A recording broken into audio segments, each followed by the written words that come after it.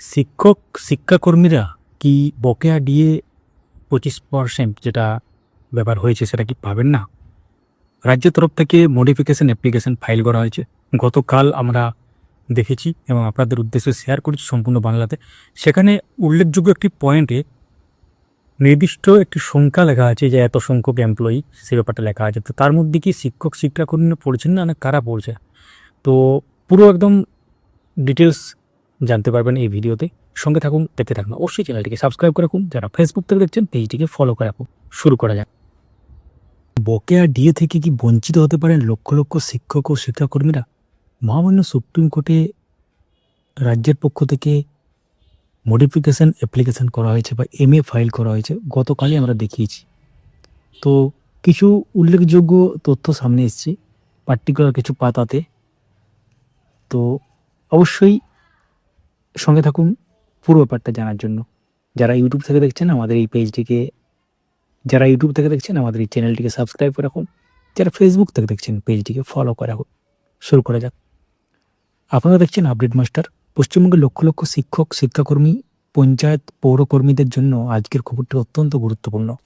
কারণ বকেয়া ডিএ মামলায় এক বড়সড় নতুন মোড় সামনে এসেছে। 5ই ফেব্রুয়ারি 2026 সালে মহামান্য সুপ্রিম কোর্টে ঐতিহাসিক রায়ের পরে 6ই মার্চ রাজ্য সরকার মহামান্য সুপ্রিম কোর্টে একটি 215 পাতার মডিফিকেশন আবেদন জমা দিয়েছে।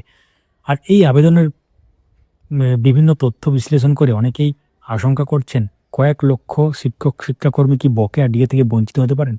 আজকের ভিডিওতে আমরা বিস্তারিতভাবে জানব সরকার কেন মাত্র 3,17,954 কর্মচারীর হিসাব দিয়েছে, শিক্ষক ও শিক্ষাকর্মীদের নাম কেন স্পষ্টভাবে নেই, দিয়ে দেওয়ার সময় কেন 31শে মার্চ থেকে 31শে ডিসেম্বর 2026 পর্যন্ত বাড়াতে চাইছে রাজ্য, এবং পুরো বিষয়টি নিয়ে এখন কি হতে পারে।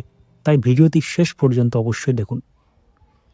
প্রথমেই যে ব্যাপারটা আমরা আলোকপাত করব সেটা হচ্ছে 3,17,954। এই সংখ্যাটি আসলে কাদের জন্য বা কারা এই সংখ্যার মধ্যে পড়ছে?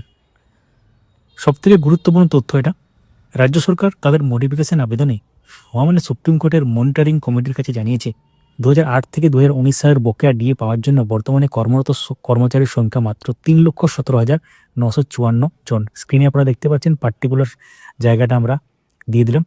এই তথ্যটি দেওয়া হয়েছে আবেদনপত্রে 147 নম্বর পৃষ্ঠা অ্যানেক্সচার যেটা আছে সেখানে দেখতেই পাচ্ছেন।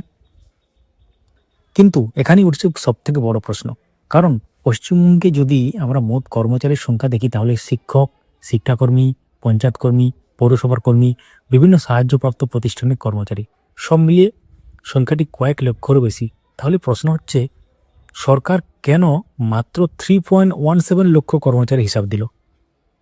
বিশ্লেষকদের মতে এখানে সরকার শুধু সরাসরি রাজ্য সরকারের অধীনে থাকা কর্মচারীদের সংখ্যা দেখিয়েছে, অর্থাৎ যাদের উপর সরাসরি রুল মেকিং কন্ট্রোল রয়েছে।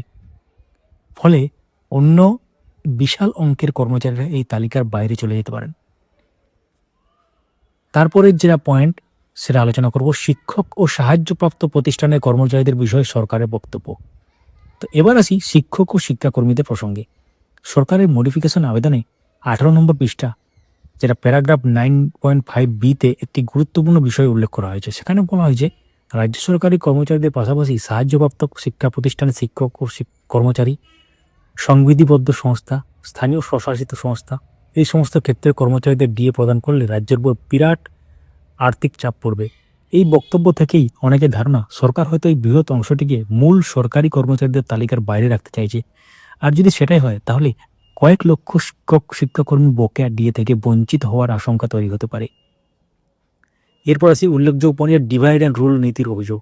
এই পরিস্থিতিতে কর্মচারী মহলে অনেকেই অভিযোগ করেছেন সরকার নাকি এখানে ডিভাইড অ্যান্ড রুল করো নীতি অবলম্বন করেছে। অর্থাৎ একদিকে সরাসরি সরকারি কর্মচারীদের একটি অংশের জন্য বকেয়া মেটানোর পরিকল্পনা করা হচ্ছে, অন্যদিকে শিক্ষক, শিক্ষাকর্মী, পঞ্চায়েত কর্মী, পৌরকর্মী এই বৃহৎ অংশকে আইনি জটিলতার মধ্যে ফেলে রাখা হচ্ছে।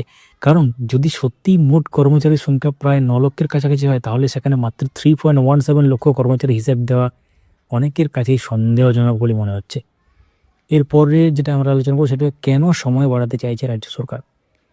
আরও একটি গুরুত্বপূর্ণ বিষয়, এটা মহামান্য সুপ্রিম কোর্ট নির্দেশ অনুসারে বকেয়া ডিএর প্রথম কিস্তি দেওয়ার সময়সীমা ছিল 31শে মার্চ 2026, কিন্তু রাজ্য সরকার এখন আদালতের কাছে আবেদন করছে এই সময়সীমা 31শে ডিসেম্বর 2026 পর্যন্ত বাড়ানোর জন্য।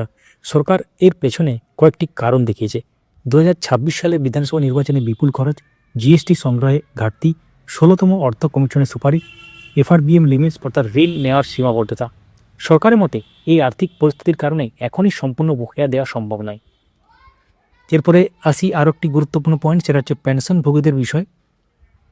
সরকার জানিয়েছে পেনশনভোগীদের বকেয়া ডিএ হিসাব করার জন্য সিএজি অর্থাৎ এক্ষেত্রে কন্ট্রোলার অ্যান্ড অডিটর জেনারেল এর তথ্যের উপর নির্ভর করতে হবে। তাই এই তথ্য সংগ্রহ করতে আরও সময় লাগতে পারে। বর্তমান পরিস্থিতি তাহলে কি? সব মিলিয়ে বর্তমান পরিস্থিতি দাঁড়িয়েছে শিক্ষক ও শিক্ষাকর্মীদের জন্য এখনও স্পষ্ট কোনো রূপরেখা নেই। ফলে শিক্ষক সমাজের মধ্যে উদ্বেগ বাড়ছে। অনেকেই বলছেন এই সংখ্যার হিসেব এবং আইনি যুক্তির আড়ালে লক্ষ লক্ষ কর্মচারীকে কি শেষ পর্যন্ত বঞ্চিত করা হবে? এই প্রশ্নের উত্তর এখন নির্ভর করছে মহামান্য সুপ্রিম কোর্টের পরবর্তী সিদ্ধান্তের উপর।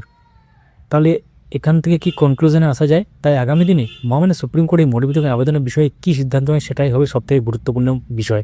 এখন দেখা যাবে, সময় সব কিছু ক্লিয়ার হবে।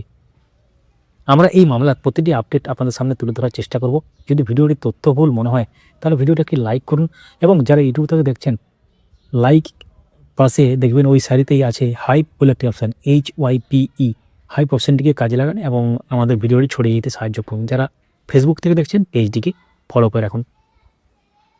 অবশ্যই এই গুরুত্বপূর্ণ তথ্যটি অন্য শিক্ষক ও কর্মচারীদের কাছে পৌঁছে দিতে শেয়ার করুন। আর অবশ্যই আপডেট মাস্টার ইউটিউব চ্যানেলটি সাবস্ক্রাইব করে রাখুন। ধন্যবাদ।